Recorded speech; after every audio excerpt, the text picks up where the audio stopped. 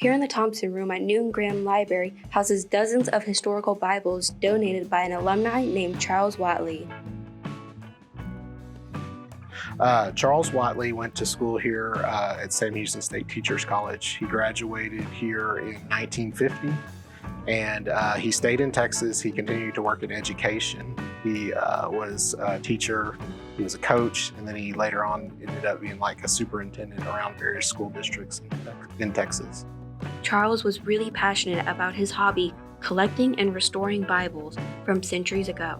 From what I understand, he met his wife in England, and then over their marriage, they traveled to England. I think they had told me about 35 separate occasions, and they purchased these large format Bibles on each of their trips that they went to. I believe the ages, they go from about the 1500s up through the 1800s, and the majority of them are King James Version Bibles. They contacted me at the end of 2019, so I think it was like in November of 2019. He called and he had told me he had a large collection of Bibles, and he was looking to find a home for them because he was not in great health at that time. And he wanted to get that taken care of. And I think he would be going to like a retirement home, and he was looking to get the collection in its final place before that. And he ended up giving us, I think I made 4 trips to their home, and they lived in Plantersville at this time. And I made 4 trips there to pick up the Bibles. I've spent over the course of, I don't know, maybe the past year and a half off and on as we've gotten new donations from the family in processing the Bibles, which is basically inventorying them, looking at any of their preservation needs, and trying to create a listing of them so that students and the community at large can utilize these wonderful materials that we have. So yeah, it's really been a lengthy process, but something I've greatly enjoyed, and I just feel so privileged to be able to work with such wonderful materials. For each Bible, Charles would hand build a matching box. It's kind of an interesting story. When he contacted us, we were specifically interested in the Bibles, and as we traveled to look at his collection, he had these handmade boxes that he had built for each Bible to store them in, and he had painted them and crafted them all by himself, most of them. And he offered those to us, but he initially said, I don't know if you want these boxes. Well, as we looked at them more and more, they're so unique and so interesting. We took them as part of the collection, also as part of the donation as well. A lot of them, he had told me when I did visit with him, a lot of them are made from wood that he would go around and find like an old barn and get some of that really old wood from the barn. And even when I visited his home, he had stacks of wood that he had gone out and picked up because he liked doing woodworking like that. He did paint some of them as well. And he told me that he tried to do the artwork on them to match the Bibles that were contained. So this is the one with the wooden cover, and it was attached by leather, which is now broken, or it's kind of rotted. Here's the maps.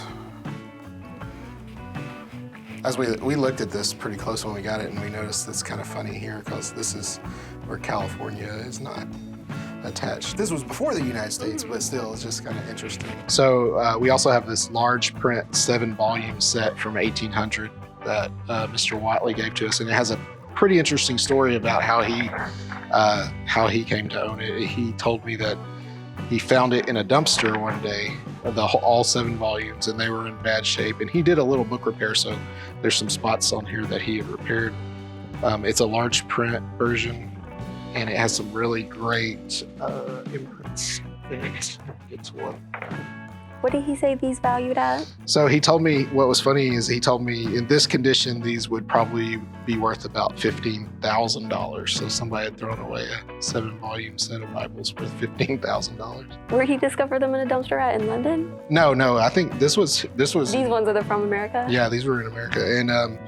And I did, we don't typically appraise things here, but I did go kind of look this set up and found some for auction. And he had told me that a good quality set of these that weren't damaged or in this condition would go for about $30 to $40, and then sure enough, I found them online for about $30,000 to $40,000.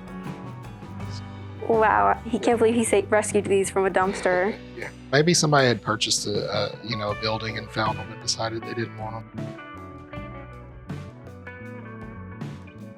There's two I really like, but as I thought about which one would be my favorite, I really think the one that's from 1777 that we have over there.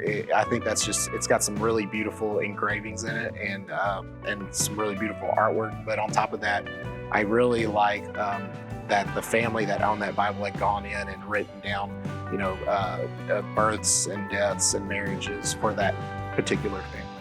So that would probably be my favorite.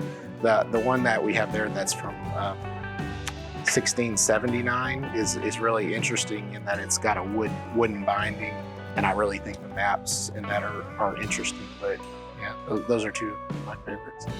My personal favorites are, it's not one, but generally the things that were printed before the King James Version. So we have several that are from 1599, 1575, one that's really neat from 1603, which is really great because it was translated from the original Greek. And you just don't see that a lot in this area. So I think those are really awesome. I stayed in contact with Charles Whatley from about 2019 on up until the summer of 2021. He passed away then. And now I'm still currently in contact with his widow. Her name's Mary. And she has recently actually sent us some more Bibles. So we're still kind of getting donations from him.